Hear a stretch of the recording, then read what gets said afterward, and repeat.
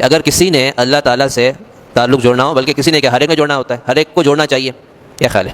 کوئی ایسا مسلمان ہے جو کہے کہ نہیں مجھے جوڑنے کی ضرورت نہیں؟ ہر مسلمان کو تو اللہ سے تعلق جوڑنا چاہیے نا.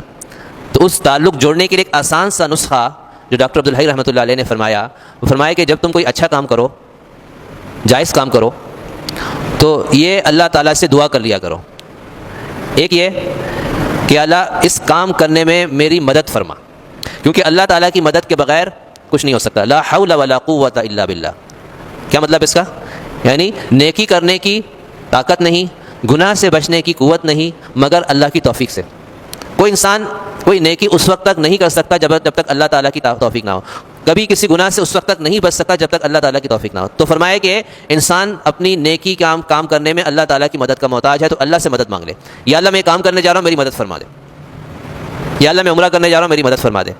یا اللہ میں اپنے دکان کھولنے جا رہا ہوں، میری مدد فرما دے. یا اللہ میں اپنی نوکری پہ جا رہا ہوں، میری مدد فرما دے. دوسرا کام یہ کرے کہ اللہ تعالیٰ سے اس کام کی آسانی مانگے. یا اللہ میرے لیے کام آسان کر دے. ایک کام ہو جاتا ہے لیکن وہ بہت مشکل ہو جاتا ہے، یعنی بظاہر تو دیکھنے میں لگ رہا ہوتا ہے آسانی سے کر لے گا، لیکن کیا ہوتا ہے بعض دفعہ وہ کام اس کے لیے انتہائی مشکل ہو جاتا ہے. آپ صلی اللہ علیہ وسلم جب عمرے پہ تشریف لے جاتے تھے، حج پہ تشریف لے گئے تو آپ یہ دعا فرماتے، اللہم انی ارید العمرہ فیسرھا لی. یا اللہ میں عمرہ کا ارادہ رکھتا ہوں، میرے لیے آسان کر دے. ایک مشکل کام کرنے جا رہا ہوں تو کام میرے لیے باعث مشقت نہ بن جائے، آسان ہو جائے. تو بعض دفعہ یہ کام بہت بظاہر مشکل ہوتا ہے لیکن آسان بن جاتا ہے. آدمی سوچتا ہے یار اتنا مشکل کام آسانی سے کیسے ہو گیا؟ تو یہ اللہ کی توفیق سے ہوتا ہے. تو اللہ تعالیٰ سے ہر اچھے کام کی آسانی مانگے، یا اللہ میرے کام آسان کر دے. فرمایا کہ تیسرا کام یہ کرے کہ اللہ تعالیٰ سے یہ مانگے، یا اللہ اس کو عافیت کے ساتھ مکمل کروا دے. ایک کام کی مدد بھی ہو گئی، آسان بھی ہو گیا، لیکن مکمل ہی نہیں ہو رہا ہے. ایک آدمی نے کام شروع کیا اپنے گھر کے اندر مثال کے طور پہ، اور کام مکمل ہی نہیں ہو رہا ہے، پریشانی ہو رہی ہے کب ختم ہوگا.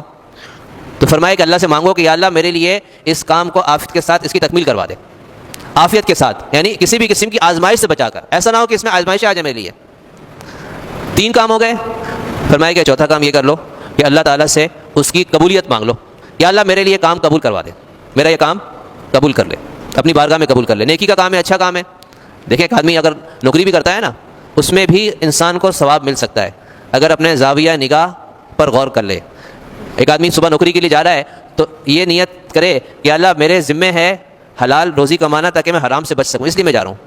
اور میرے ذمے ہے کہ جو میرے زیر کفالت لوگ ہیں ان کا خرچہ اٹھانا، یا اللہ میں ان کے خرچے کو اٹھانے کے لیے کمانے جا رہا ہوں. تو اب یہ اس کا کمانا بھی ثواب ہو جائے گا، نیت اچھی ہو گئی نا. تو فرمایا کہ نیت میں غور کر لو تو وہ کام بھی، دنیا کا کام بھی ثواب بن جائے گا. تو فرمایا کہ اللہ سے اس کام کی قبولیت مانگ لو. تو اگر آدمی دن میں کئی دفعہ ایسے کام کرتا ہے اور ہر دفعہ یہ 3-4 باتوں کو غور سے دیکھ لے، غور کر لے، دعا کر لے، اللہ تعالیٰ سے مانگ لے، تو خود بخود اللہ تعالیٰ سے تعلق بن جائے گا.